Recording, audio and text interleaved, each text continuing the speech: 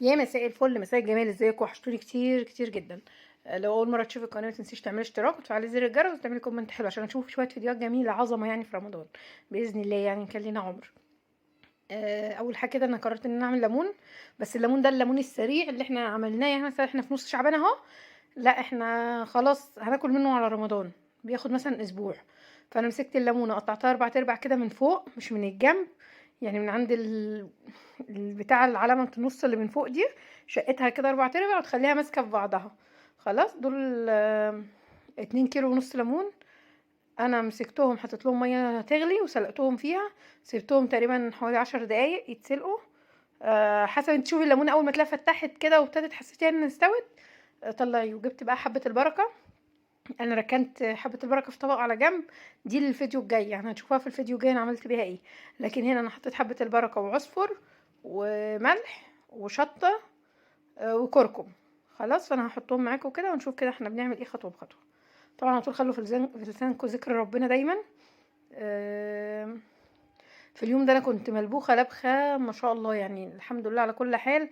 ربنا يجعلنا دايما كده في زحمه على طول. كان عندي حاجات كتير بعملها في البيت، كنت مسحوله بمعنى الكلمه انا والبنات، واللي هو كنت عايزه اخلص كل حاجه والمها قبل ما تبوظ. فجايبه طماطم عايزه اعمل صلصه وبعمل مخلل وبعمل يعني حاجات كتير. اتعورت كذا تعويره طبعا وانا شغاله وكده يعني. المهم ان انا بقى هنا كده حطيت معلقه كركم كبيره عشان الكركم يديله لون اصفر زي المخلل اللي احنا بنشتريه كده بيتباع.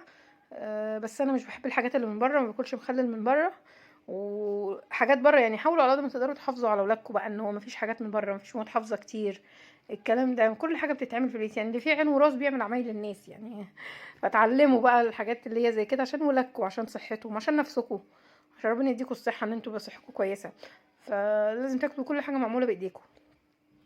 فهنا كده قلبت كل الحاجات مع بعضها بقى وابتدي اروح بشره جزر كمان عشان هحط جزر يعني في النص كده.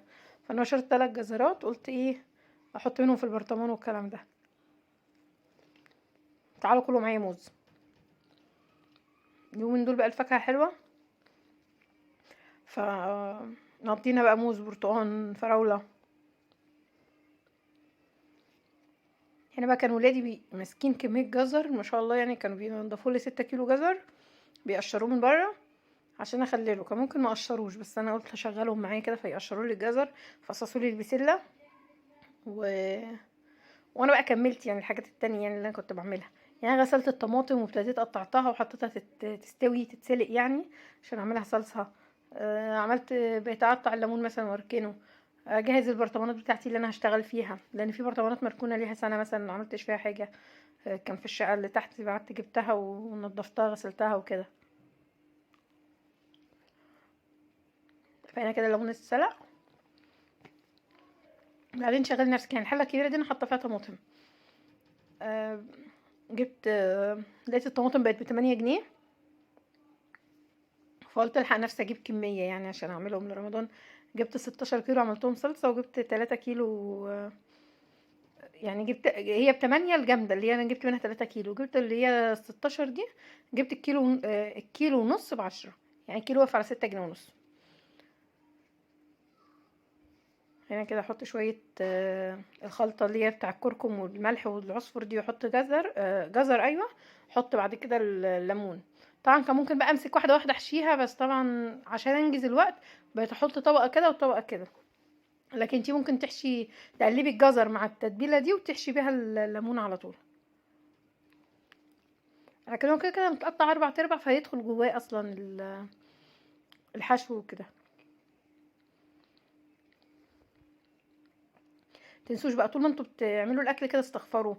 اقرأوا ليلة في قريش، سورة قريش، على الحاجة وانتوا بتعملوها عشان ربنا يبارك في الحاجة.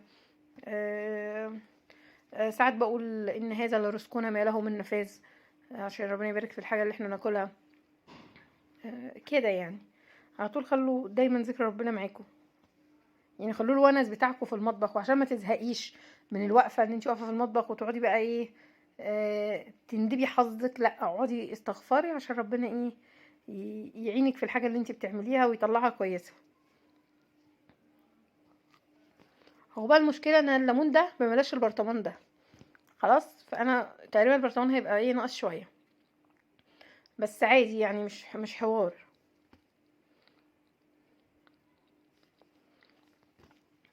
انا ابتدي ايه اخلي شويه من الخلطه دي عشان اقلبها مع الميه اللي انا هسقي بيها.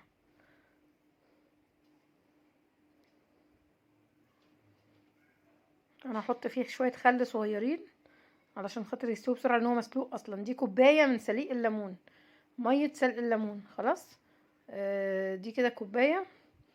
احطها، احط عليها بقى ميه واحط ملح، ودوق الملح بتاعي. احط الاول الخلطه اللي انا بعملها دي، واحط الملح بعد كده.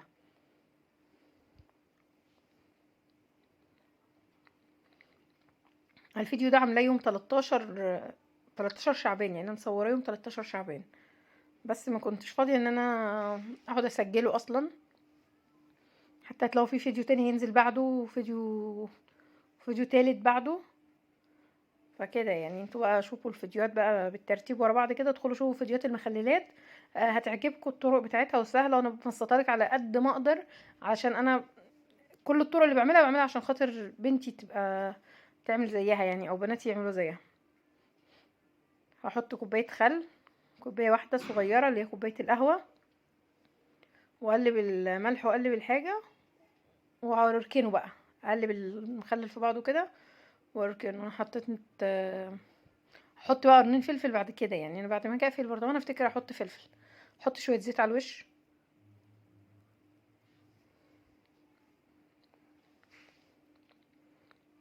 قولوا لي عايزين فيديوهات ايه في رمضان. انا بفكر كده، بفكر لسه يعني ان انا انزل فيديوهين او كده في اليوم، بس ادعوا لي ان انا اثبت على الرأي ده واعمل كده.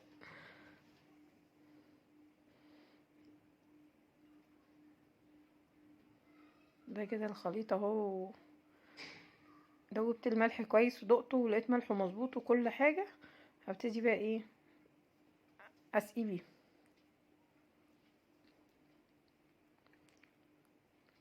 تنسونيش بقى لو اول مره تشوفي القناه تعملي اشتراك، تفعلي زر الجرس، وتعملي كومنت حلو خلاص، ودعوه حلوه كده ليا بظهر الغيب، يعني ادعوا لي كده بصلاح صلاح الحال. وده ليمون بقى رمضان، ونشوفه على الطبلية بتاعت رمضان بإذن الله، بتاع فطار أول يوم.